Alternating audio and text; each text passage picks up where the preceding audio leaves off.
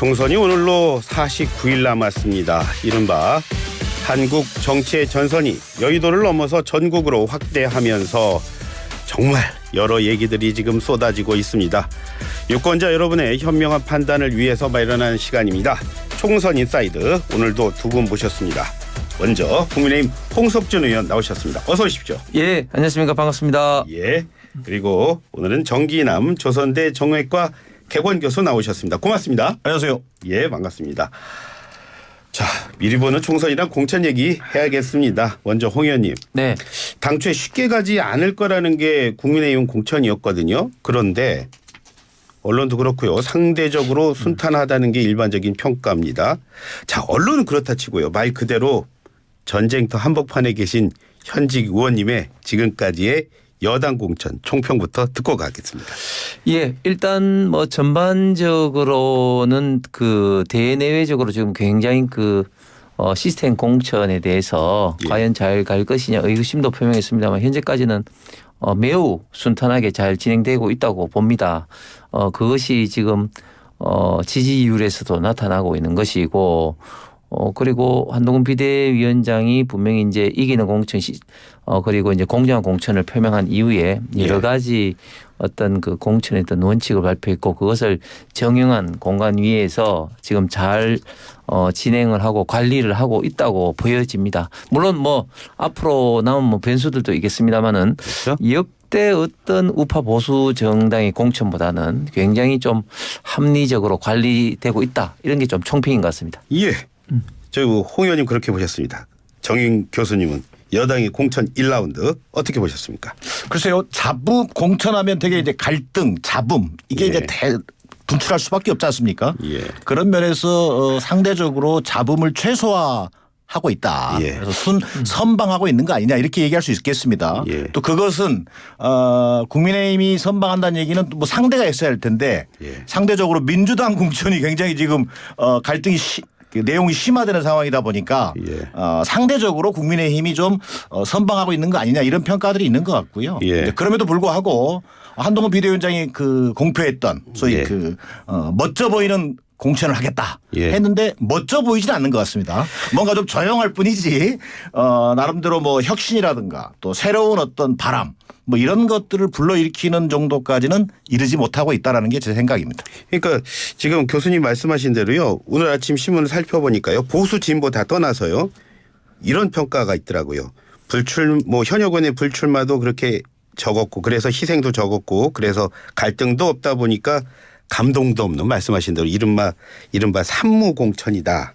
그런 말 하던데 그건 잘 보고 있다고 보십니까 언론에서? 얼마나 오죽했으면 상대적으로 보수적인 언론에서 국민의힘의 공천에 대해서 뭐랄까 좀 비판적 지지라 그럴까 뭐 그런 입장을 취해 준 건데요.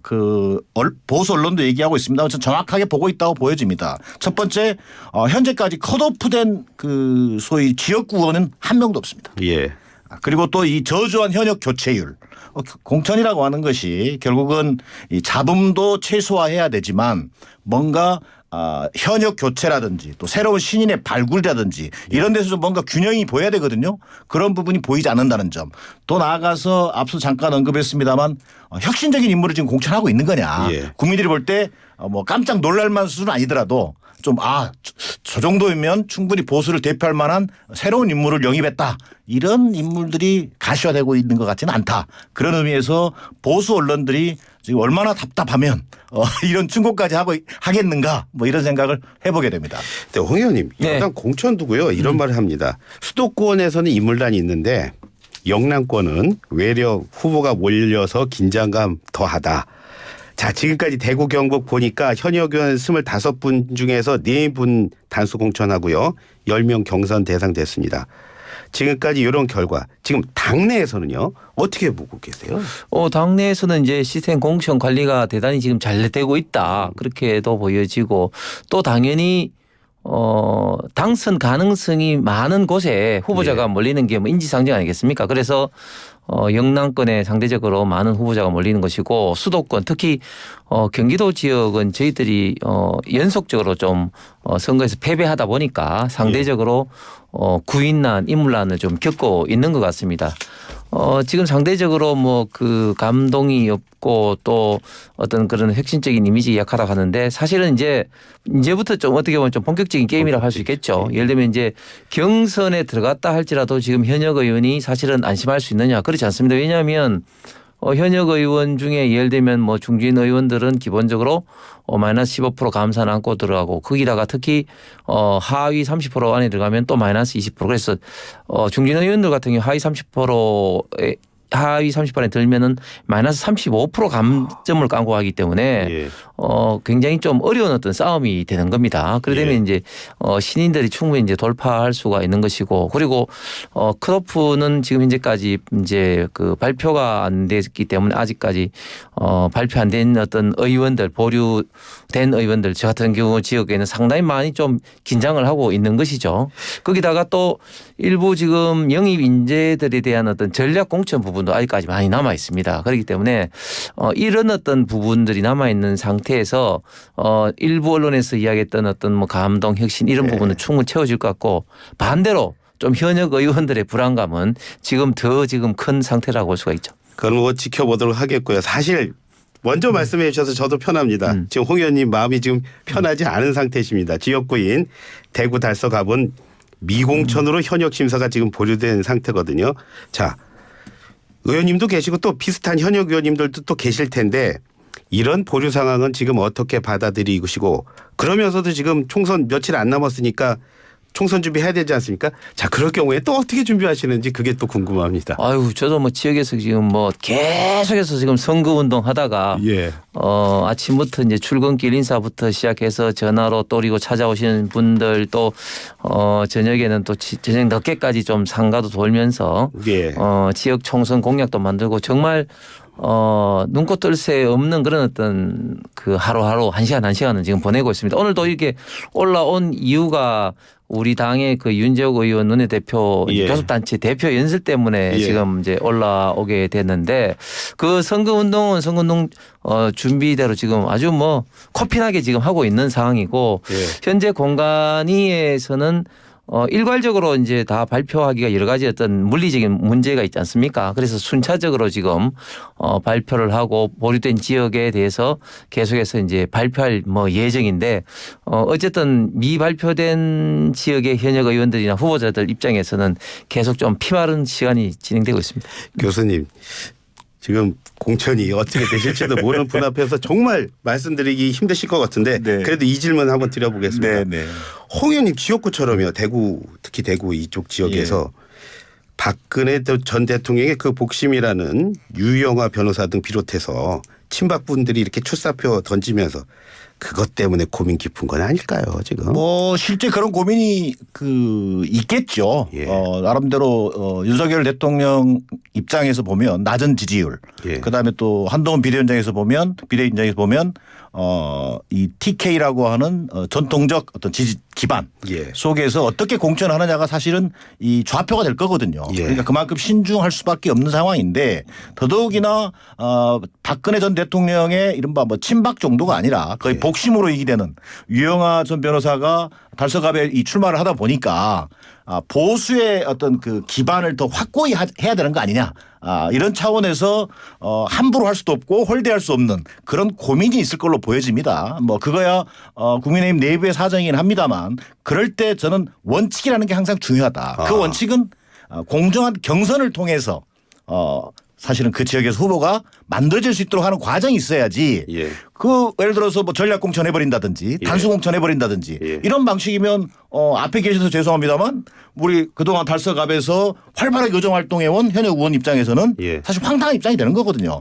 그러면 또 이게 나름대로 하고자 했던 의도가 또 보수 세력 전체로 확산되는데도 일정한 저는 악영향을 미치게 될 거다. 그런 의미에서 오히려 보수의 기반을 넓히는 차원에서 영입을 하고 뭐 또는 받아들였다면 어찌 보면 정치권 논리로 보면 전략 공천을 주는 것이 또 상례이긴 하나 또 그런 고민을 아마 국민의힘 지도부가 해야 되는 거 아닌가 뭐 좀 약간 옆에서 보는 좀 평론가적 입장입니다. 예. 지금 박상현 의원하고 이제 파트너가 돼가지고 이곳에서 많은 어떤 토론을 했지 않습니까? 토론할 때 그 22대 총선에 대해서도 이제 이야기를 하면 항상 예. 박상익 의원뿐만 아니라 많은 민주당 의원들은 그리고 민주당 진영에 있는 패널들은 이번 총선에서 국민의힘이 용산발 공천 그리고 이제 금사 낙하산 공천 때문에 큰 파행을 겪을 거다고 굉장히 이제 기대 섞인 예측을 했죠. 그런데 지금 그게 이제 지금 다 날아가고 있습니다. 대표적으로 대통령과 40년 직이라고 하는 석동인 변호사 송파에 공천을 했는데 컷오프 됐습니다. 그만큼 이번 공천에서는 윤석열 정부 특히 지금 한동훈 비대위원장이 들어서 정말 공정한 공천을 하겠다는 게 정말 말로만 하는 것이 아니라 철저하게 지금 현재 실현되고 있다. 실천되고 있다. 뭐 이런 어떤 측면에서 지금 큰 잡음 없이 그리고 또 국민들로부터 저는 많은 지지를 지금 받고 있다고 생각합니다. 예. 교수님 저기 그 오늘 아침 신문 보면서 수식어 앞에 달린 수식어만 봤더니 더불어민주당 공천 앞에는 점입가경이라는 그 수식어가 붙어 있더라고요. 네. 교수님이 본 민주당 공천 1라운드 총평 들어보겠습니다. 한마디로 얘기하면 저는 낙제점 수준이다. 1라운드 과정. 물론 뭐 어떤 후보가 마지막 공천되는지를 보고 또 각 지역에서 총선에서 누가 당선되는지를 보고 최종적인 어떤 점수가 나가야 되겠지만 앞서 여쭤보신 것처럼 1라운드만 평가한다면 예. 거의 낙제점 수준이다. 왜 1라운드를 벌어지는 과정에서 지금 나오는 얘기가 뭡니까? 공천 학살, 비명 행사, 뭐 이재명 대표 뭐 이선 후퇴 뭐 이런 얘기까지 나오는 상황을 보면 지금 민주당 공천 과정이 얼마나 투명하게 또 공정한 절차를 통해서 이루어지고 있는지에 대한 국민적 의구심이 지금 높아진 그런 상황이라는 점에서 저는 낙제점 수준이다라고 감히 얘기하고 싶습니다. 예, 홍 의원님 네. 언론에서 뭐 이런 얘기도 나와요. 오늘 질문은 저기 홍 의원님께는 저기 그 여당 중심으로 물어보고 야당 중심으로 이렇게 물어봐야 할 것 같습니다. TK 공천 결과 컷오프 그러니까 공천 배제가 되겠죠. 내가 혹시 거기 될지도 모른다는 생각하신 분 가운데서는 잠바 2개 가지고 지금 빨간 잠바 말고 또 하얀 잠바 따로 준비해놨다. 이런 게 언론에 얘기가 나오더라고요. 정말 그럽니까? 아니면 이건 가짜 뉴스입니까? 제가 볼 때는 좀 가짜 뉴스에 좀 가깝다고 할 수 있습니다.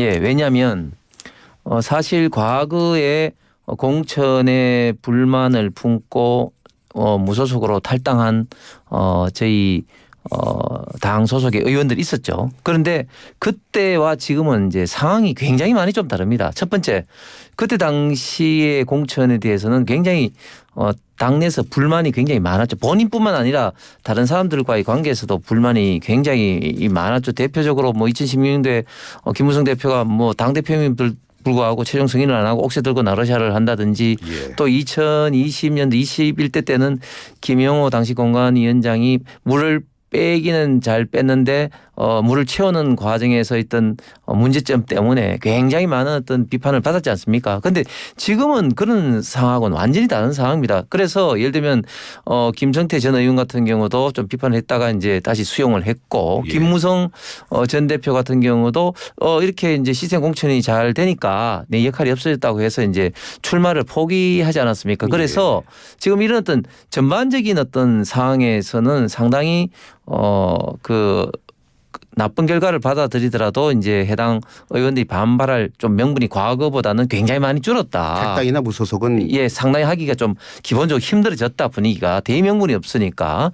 두 번째는 과연 이제 이렇게 이제 많이 이제 그 현역 의원들이 그 최소한 어떤 그 경선까지는 들어갈 수 있는 그런 어떤 부분들이 있고 그리고 이제 일부 이제 컷오프되는 이런 어떤 부분들을 됐을 때 과연 이제 그 소수의 컷오프되는 어떤 그분들이 얼마만큼의 그 지역에서 언론에서 그리고 대외적으로 지지를 받을 거냐 이렇게 생각을 하면 사실은 굉장히 지지를 못 받는 가운데서 무소속 출마라는 것은 굉장히 사실은 어렵습니다. 그래 어느 정도 성산이 있어야지 무소속 출마되는 거 아니겠습니까? 그렇기 때문에 그런 저런 이유로 저는 무소속 출마가 사실상 잘 일어나지 않을 거라고 예상됩니다. 홍 의원님 그런데 같은 영남 지역이지만 부산, 울산, 경남 보통 부울경 그러지 않습니까? 이 PK 지역은 비교적 현역 물갈이 비중이 낮은 상태예요. 자, 그러다 보니까 이런 상황이라면 이번 역시도 TK 지역, 대구 경북 지역에서 또 물갈이 핵심 타겟 되는 거 아니냐 그런 걱정이 크다고 하는데 그러시진 않으십니까? 그거는 이렇게 좀 보셔야 될 것 같습니다. 일단 지금 부울경 지역에는 지금 중진들 재배치가 많이 이루어졌습니다. 중진들 서병수 의원이라든지 김태호 의원, 김영선 의원 그리고 조혜진 의원 등등이 이제 낙동강 벨트 중심으로 재배치가 이루어졌습니다. 그렇기 때문에 지금 당 입장에서는 결국은 이 재배치와 그리고 뭐 이 컷오프를 통한 어떤 의원 교체 혁신 이것은 사실상 동일한 맥락으로 바라보게 되거든요. 그렇기 때문에 PK는 상대적으로 이런 어떤 컷오프 내지는 이런 게 조금 비율이 낮을 수가 있다. 그러나 지금 재배치된 분들이 본선에서 정말 그 쉽지 않은 지금 싸움을 이제 할 거기 때문에 예. 결국은 이제 본선까지 다 했을 때 이제 그 현역 각 지역별 교체율은 얼마냐 또 이렇게 이제 본다면 상황은 달라지게 되는 것이죠. 정 교수님, 기자들이 어제 그 이재명 대표 만나서요. 현재 돌고 있는 그 하위 20% 명단의 진위를 알려주십시오. 뭐 어떻게 된 겁니까? 뭐 이렇게 질문했더니 이 대표가 난 어떤 내용인지 저는 모르고 내가 뭐 그런 통보를 한 사실도 없습니다. 뭐 이렇게 말을 했다고 하는데 그 말은 어떻게 해석을 해야죠? 이건? 글쎄요. 대표가 모르게 하겠습니까? 아주 상식적인 얘기죠. 선출직 평가위원회가 당의 상설 기구인데 뭐 그 평가표를 만들어서 금고에 지금 보관했다는 거 아니겠습니까? 근데 통상적인 당의 정상적 운영이라면 금고에 들어가기 전에 당대표에게 보고를 하는 게 맞죠. 예. 그리고 실제 또 정황이 드러나는 것들이 대개 그 하위 20%에 들어간 것으로 추정되는 예. 의원들에게 사실은 이재명 대표가 상당수 의원들에게는 전화를 직접 돌렸어요. 예. 전화를 해서 명시적으로 뭐 하위 20%에 들어갔다 이런 얘기를 하지 않았지만 예. 더 열심히 해야겠다 또는 뭐 예를 들어 문학진 의원 사례의 경우처럼 뭐 좀 여론조사 꼴등이더라 뭐 이런 얘기를 한다든지 거기는 좀 다른 하위 20%와 좀 다른 개념입니다만 예. 사실 이재명 대표가 그렇게 어떤 전화를 했다는 그 정황 두 번째는 실제 하위 20%로 추정되는 지역에 예. 사실은 당 지도부 당의 그 친명 자객이라고 하는 예. 소위 이른바 친명을 내세우는 후보들이 대부분 지금 내려가 있습니다. 예. 그럼 뭔가 사전에 이 기본적으로 어떤 그 정보가 됐든 이런 것들을 다 가지고 미리 내려가 있는 것 아니겠느냐. 이번에 여론조사 결과도 뭐 정체불명 여론조사 논란이 있었습니다만 예. 현역 의원을 빼고 여론조사가 돌아갔단 말이에요. 예. 그런데 거기에는 항상 친명 후보들이 예.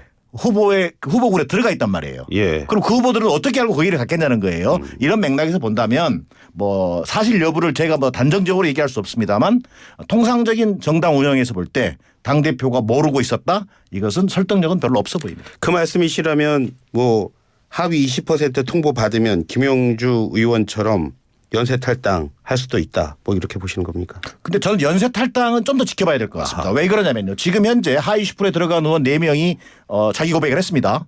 박용진, 예. 그다음에 윤영찬, 예. 그다음에 김용주, 예. 그다음에 오늘 송갑수 의원까지 4명이 자기들이 하위 20% 통보받다고 얘기했어요. 예. 그중에 3명은 당에 잔류 선언했습니다. 예. 그럼 김용주 의원만 탈당한 거잖아요. 예. 그 비율을 봐도 그렇고 두 번째 탈당이라고 하는 것은 고도의 정치적 행위거든요. 예. 그러면 본인이 무소속이 됐든 제3지대가 됐든 정치적 출마를 하겠다라고 하는 표현이기도 하거든요. 탈당을 할 때는. 예. 그런 맥락에서 본다면 좀 지켜볼 필요가 있고 또 두 예. 번째는 지도부가 어떻게 대응하느냐도 대단히 중요할 것 같습니다.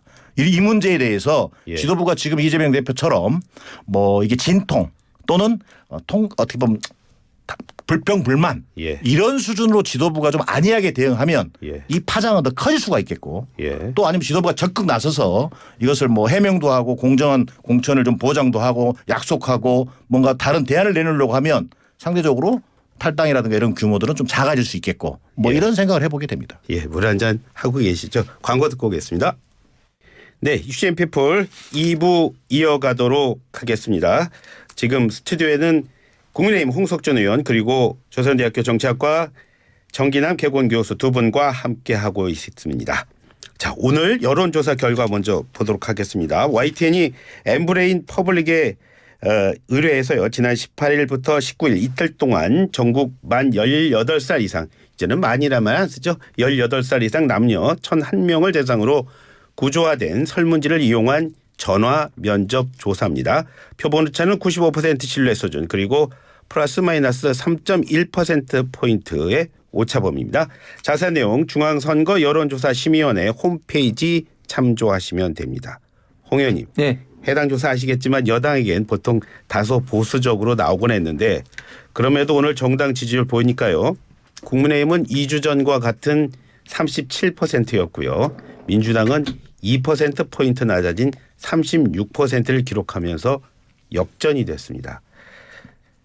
이런 최근 분위기 때문인가요? 국민의힘에서는 수도권에서도 좀 해볼 만하다 이런 분위기가 좀 있다고 하는데 정말 그렇습니까? 예, 그렇습니다. 수도권 중에서도 이제 서울이 특히 분위기가 굉장히 좋아졌다. 그래서 잘 아시겠지만 한강 벨트 중심으로 굉장히 많은 또 후보군이 또 멀리 있는 지역도 있을 정도로 서울은 좀 확연하게 좀 분위기가 좋아졌고 수도권 중에서 경기도는 여전히 예. 쉽지 않은 상황인 것 같습니다.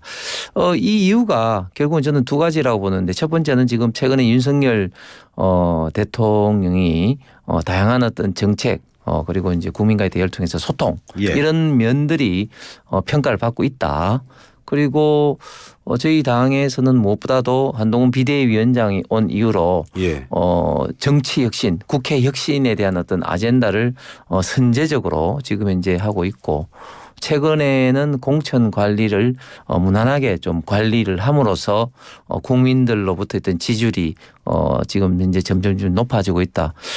지금 이 조사 말고도 다양한 조사로 최근에 갤럽 조사에서는 상당히 이제 민주당과 더 차이도 벌어졌는데 근데 저는 우리 대한민국의 정치 지형 특히 국민의 여론이라는 것은 또 어떤 한순간에도 변할 수 있기 때문에 총선 직전에는 정말 사람 걷듯이 그렇죠? 이런 관리를 잘 하지 않으면 어느 순간에 또 바뀔 수도 있다고 생각을 합니다. 예.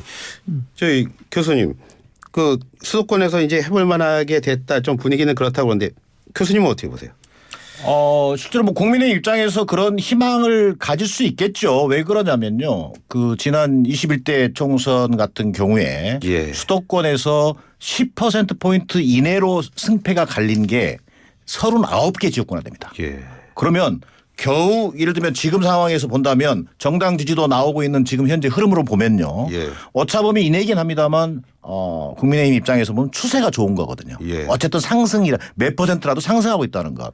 근데 역으로 민주당 입장에서는 지금 추세가 어쨌든 꺾이고 있다는 것이 예. 문제다.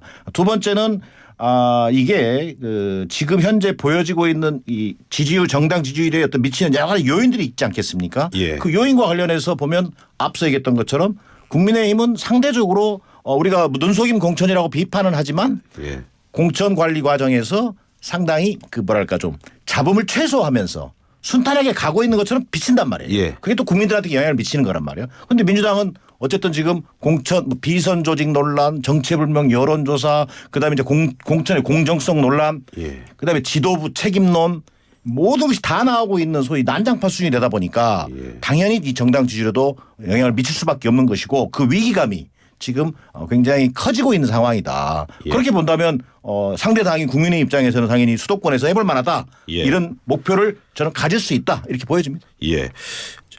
같은 조사 한번 더 보겠습니다. 한동훈 위원장이 잘하고 있다는 응답은 40%였고요. YTN 조사 말하는 거고요. 민주당 이재명 대표가 더 잘하고 있다는 응답은 30%였습니다. 하위 10% 성적표 받고 치욕스럽다고 얘기한 박용진 의원은요. 민주당은 지금 심각한 위기, 경각심을 가져야 할 때라고 했습니다. 자, 교수님. 이번 조사가 민주당에게 경각심 주는 그런 계기가 될까요?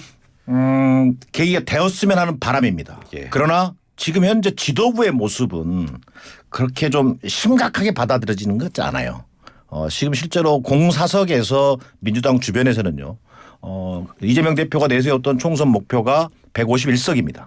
과반 이상만 하는 것이 우리가 선거 승리라고 볼 수 있도록 해놨지만 현재 대부분 의원들 원외 인사들 사이에서는 이러다간 120석도 어려운 것 아니냐. 예. 이런 위기감이 있습니다. 자 그러면 이런 위기감이 있다면 지도부가 여기에 기민하게 대응을 해줘야 됩니다. 예. 자 이것이 이를테면 근거 없는 낙관론이 있다면 그 낙관론을 없애줘야 될 것이고요. 그다음에 또 이걸 단순히 어떤 이 공천 갈등에서 빚어지는 친명, 친문 이런 갈등 때문에 지금 지지층이 상당히 자신감을 잃고 있는데 예. 그런 문제에 대해서 그럼 어떻게 이 문제를 풀어가겠다. 예. 예를 들면 친명과 비명을 아우르는 통합적 무슨 선대위를 구성하겠다든지 또는 그 주류 중심의 어떤 그 이런 희생이 지금 안 보인단 말이에요.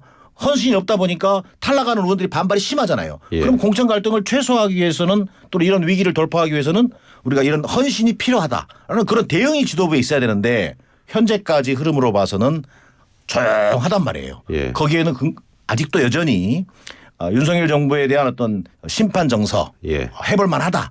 또 이런 어떤 근거 없는 그런 낙관론이 여전히 바닥에는 흐르고 있는 것 아닌가. 예. 뭐 이런 부분에서 대단히 좀 걱정스러운 상황입니다. 민주당을 걱정하셨습니다. 자, 어떻게 보십니까? 민주당 경각심 갖게 될까요? 지금 저는 민주당의 마지막 그 정말 그 관리 포인트의 이제 저점이 결국 통합 비대위를 작년 말에 요구했을 때 그거를 받아들이느냐 안 받느냐 가지고 저는 결판이 났다고 봅니다. 예. 방금 교수님께서 말씀하신 것처럼 만약 그때 받아들여졌으면은 지금 같은 상황이 안 났을 텐데 제가 민주당의 많은 의원들 패널들하고 이제 이야기를 했을 때 민주당은 시생 공천이기 때문에 현역 의원들이 뭐 탈당할 어떤 그런 가능성이 없다고 입만 열만 이야기했는데 결과는 보시는 것처럼 벌써 원칙과 상식 의원들뿐만 아니라 또 어제는 또 김영주 국회 부의장까지 탈당하고 아마 탈당했던 러시가 어느 정도까지 이어질 겁니다. 예. 결국은 지금 민주당은 이재명 대표의 있던 친분 소위 말해서 이제 이재명 대표의 대장동식 공천에 의해서 친명 횡재 비명 횡사의 지금 이런 흐름으로 가고 있다. 그럼 왜 그렇게 되느냐. 결국은 이번 총선이 이재명 대표 입장에서는 총선 승리도 중요하지만 직접 지배체제 소위 말하는 직할 지배체제 강화를 위해서 결국은 본인의 어떤 잠재적인 어떤 경쟁 그룹 특히 친명 그룹 내에 어떤 지도자급인 임종석 전 비서실장이라든지 이런 어떤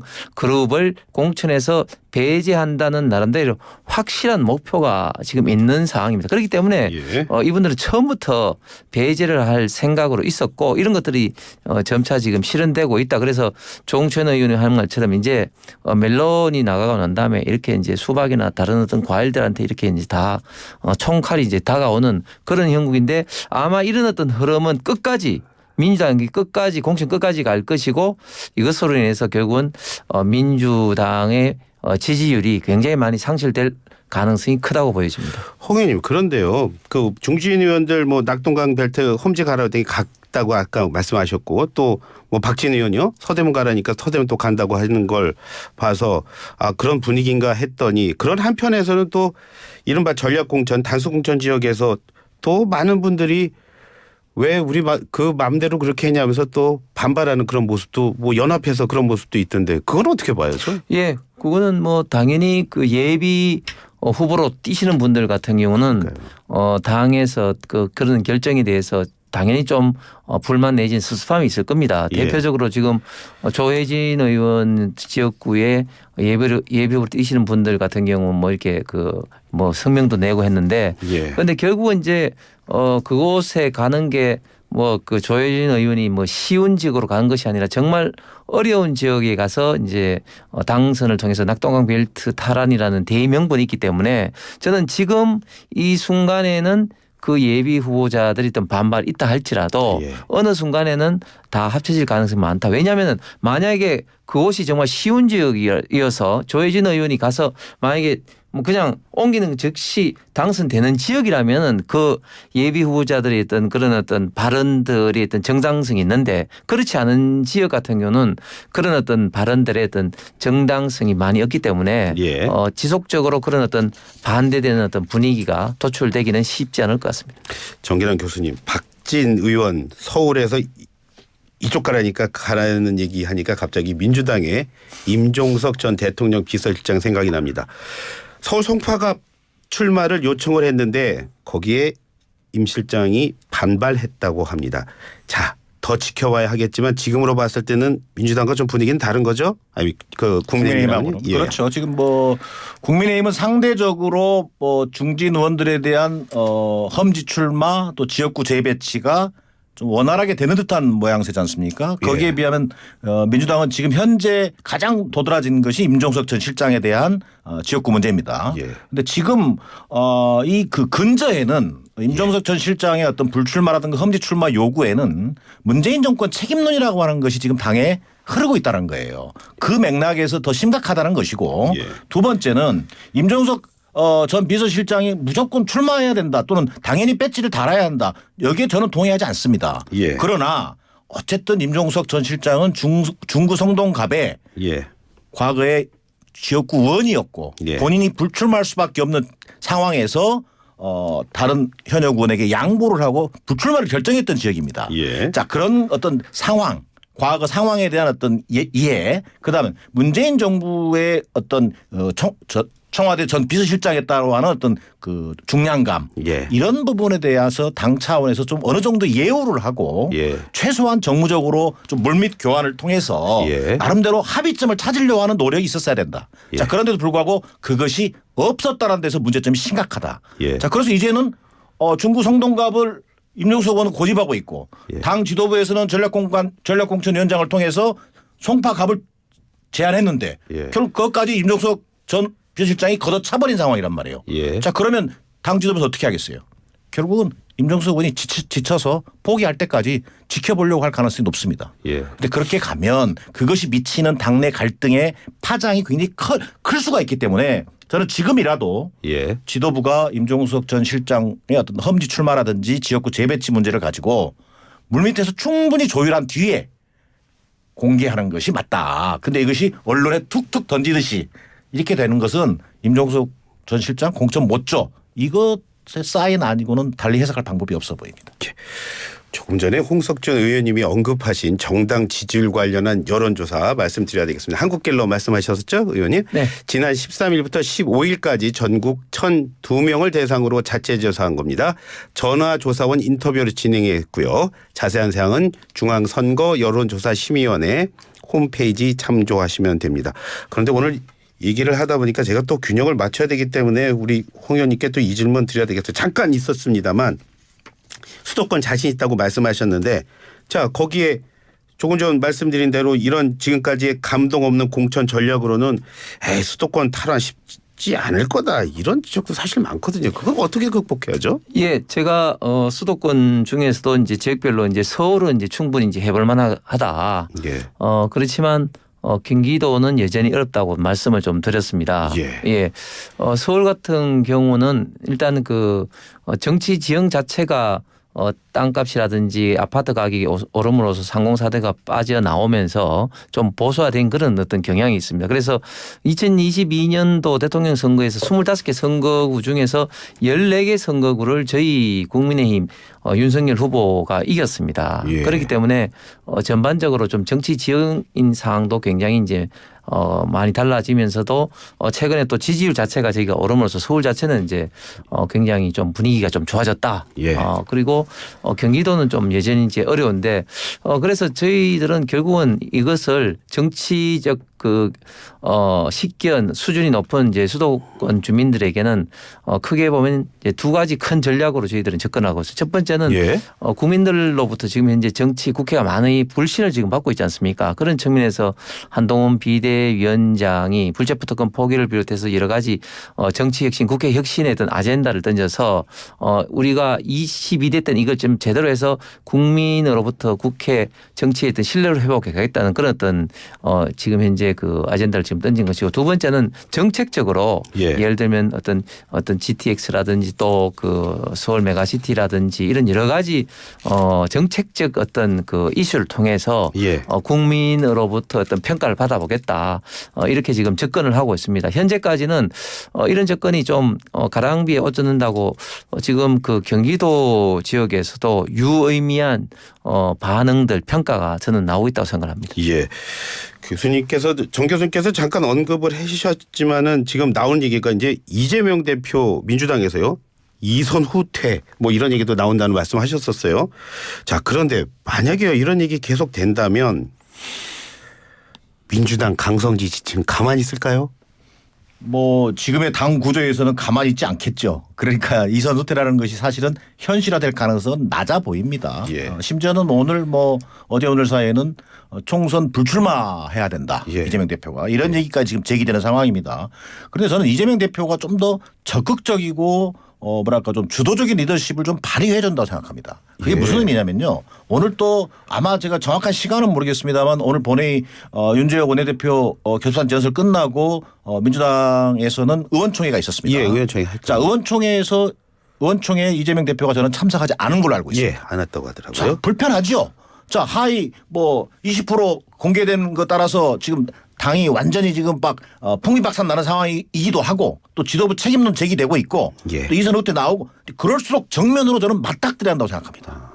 맞닥뜨려서 설득하고 지도부가 이게 좀 시간이 지나면 해결될 거야. 이건 다 불평불만이 앞서 말씀드렸습니다만 예. 이런 식의 안이한 대응으로 가다가는 이 사안 자체가 점점 더 커질 거라는 거예요. 예. 오히려 지도부가 적극적으로 나서서 어떤 원칙과 기준을 가지고 했고 또 지금 비명계 의원들이 공천 학살이라고 얘기하는 것에 대해서 국민들이 이해하기 쉽게 설명해내고 예. 하는 그런 리더십을 보여주는 것이 대단히 중요한 시점이다. 그런데 지금 결과는 좀 피하고 있는 모습으로 비치고 시간이 해결해 주지 않겠냐라고 하는 그런 흐름인 것 같아서 대단히 안타까운 거죠. 예. 홍 의원님께서 바쁜 시간 내서 나오셨으니까 제가 이 질문 좀 드려야 되겠습니다. 당을 떠나서요. 한국의 정치인 홍석준 님께 묻도록 하겠습니다. 어제 열 하루 만에 이낙연 대표와 이준석 대표가 결별을 했습니다. 떠나는 이낙연 대표 기자회견 보셨을 텐데요. 보시니까 어떠시던가요?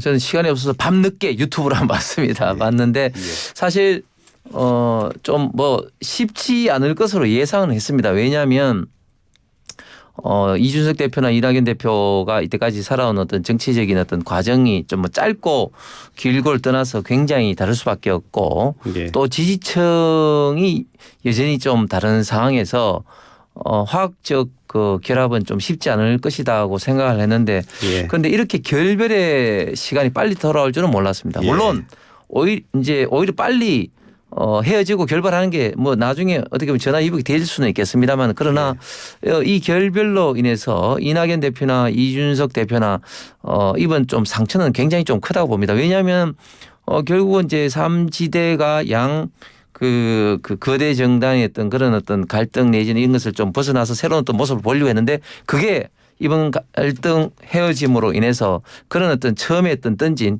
신선한 메시지 자체가 다 지금 사라지는 것이 아닌가 이런 좀 생각도 듭니다. 예.